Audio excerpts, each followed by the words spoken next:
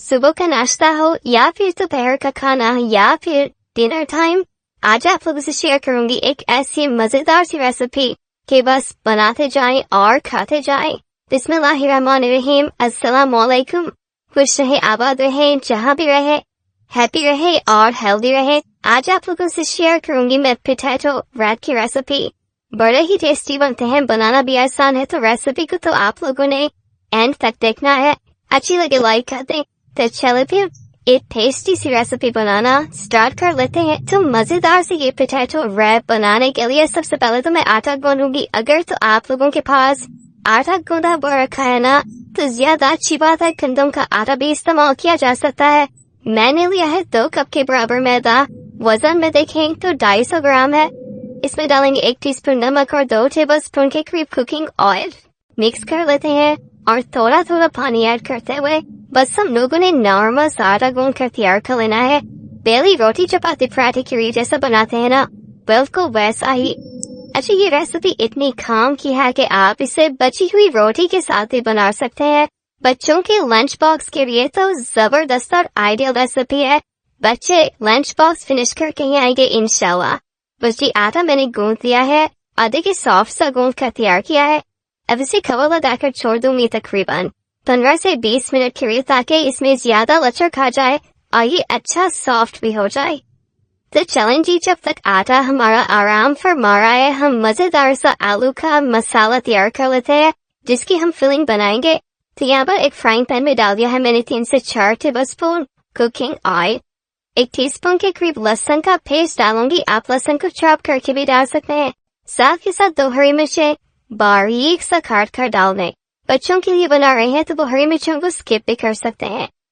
तो मिक्स करते हुए आप लोग लहसुन और हरी मिर्च को फ्राई करें इतना कि इसका हल्का सा कच्चा पन चला जाए, कलर चेंज नहीं होना चाहिए।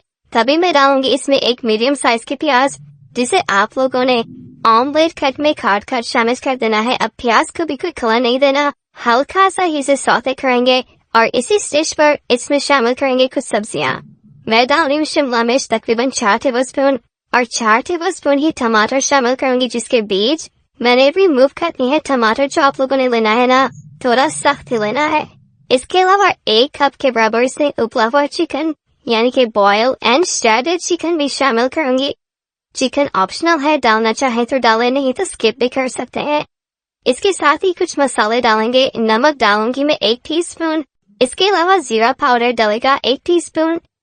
इसके अलावा काली मिर्च के पाउडर का हल्का सा टच देंगे। 1/4 टीस्पून मैंने काली मिर्च का पाउडर डाल दिया है और इसमें डालेंगे ½ टीस्पून मोटी कुटी हुई लाल मिर्च। चलें जी, हल्दी डाल देते हैं अच्छे कलर के लिए 1 से 2 चुटकी। मिक्स कर लेंगे। अब इस मिक्स को हमने ज्यादा नहीं पकाना, ना ही इसकी भुनाई करनी है। बस 1 से 2 मिनट के लिए ही आप मसालों को मिक्स करते हुए पकाएं। जो हमने इसमें वेजिटेबल्स डाली है ना, वो इसमें नरम नहीं पड़नी चाहिए, हल्का सा इसमें क्रंच रहना चाहिए। बस जी, मसाले मिक्स हो गए, फ्लेम को ऑफ कर देंगे और इस मजेदार से मिक्स को लेके चलते हैं काउंटर पर। यहाँ पर 1 पाव आलू को मैंने बॉयल करने के बाद छील लिया और मैंने इसे कद्दूकस करके रखा हुआ है ताकि इसमें कोई भी बड़ी गुठली बाकी न रहे। अब जो हमने मसाला बनाया था ना चटपटा सा चिकन का और सब्जियों का, वो इसमें शामिल कर देंगे। साथ के साथ डालें ढेर सारा हरा धनिया अच्छी खुशबू के लिए और मिक्सिंग कर लें। अच्छा, आप लोग ये आलू का मजेदार सा मसाला तैयार करके ना रात को फ्रिज में रख दें ताकि जल्दी से सुबह बच्चों का लंच बॉक्स तैयार कर सकें। अब क्या होता है, एक ही टाइम पर एक घर के 3 से 4 बच्चे स्कूल जाते हैं तो माएं बड़ी परेशान होती है। आप ये रेसिपी बना कर दें, इंशाल्लाह ताला बच्चों को बड़ी ही पसंद आएगी। अच्छा, आटे को रखे हुए यहाँ पर 15 से 20 मिनट गुजर चुके हैं। ये अच्छे से सेट हो चुका है। एक दफा दोबारा गूंद कर नीट कर लें और इसे काउंटर पर ले आए, हल्का सा मैदा डस्ट करें और अब हमने करने हैं पोर्शन। फिर एक ही साइज के बनेंगे ना, तो पराठे भी एक ही साइज के तैयार होंगे इंशाल्लाह ताला। अब 2 कप मैदे से मैं तकरीबन 8 अदद पराठे बनाकर तैयार करूंगी मीडियम साइज के। तो आप लोगों ने क्या करना है, पहले पेड़े बनाकर रख लेने हैं। पेड़े अच्छे से घुल जाएंगे ना, तो पराठे बनाने में इजी रहेगा। चलें जी, बाकी के पेड़े ढम कर रखते हैं और एक पेड़ा काउंटर पर लेके आए। नॉर्मल रोटी की तरह रोटी बनानी है आप लोगों ने। तो यहाँ पर हल्का सा मैदा डस्ट करूंगी और रोलिंग पिन की मदद से एक पतली सी चपाती बनाकर तैयार कर लें। कुछ इस तरीके से चपाती तैयार है। तवे को मैंने पहले ही गर्म करने रख दिया था, बिल्कुल लो टू मीडियम फ्लेम पे। अब हमने यहाँ पर जो चपाती डाली है ना, इसको मुकम्मल तौर पर नहीं पकाना, हल्का सा कच्चा पक्का ही पकाना है। एक साइड से कलर चेंज हो जाए तो फिर साइड को चेंज करें और इस तरीके से हल्का हल्का प्रेस करते हुए चपाती को पकाएंगे ना, तो ये वो बारे की तरह फूलेगी इंशाल्लाह ताला। देखें कितनी जबरदस्ती चपाती तैयार हो रही है। बस ऐसी ही सारी रोटियां आप लोगों ने कच्ची पक्की सी पका कर तैयार कर लेनी है। और ये देखें माशाल्लाह से सारी रोटियां मैं बनाकर तैयार कर चुकी हूँ।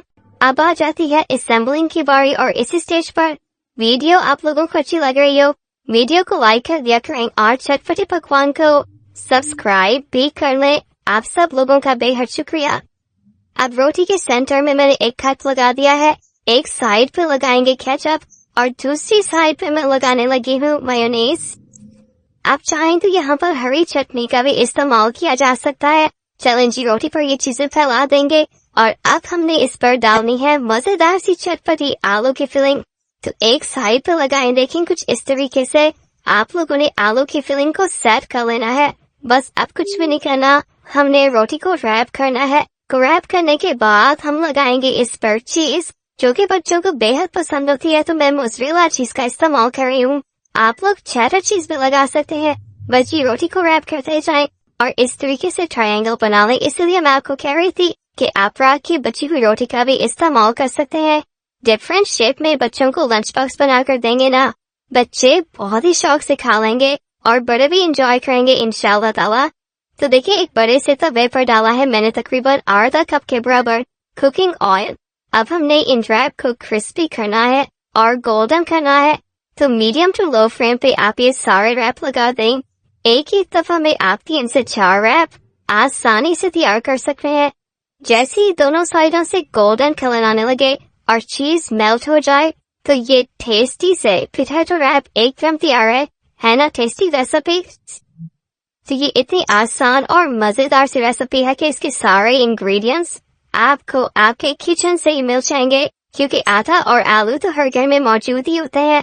तो बनाइए क्रिस्पी से मजेदार से चीजी पोटैटो रैप, खाकर मजा आ जाएगा।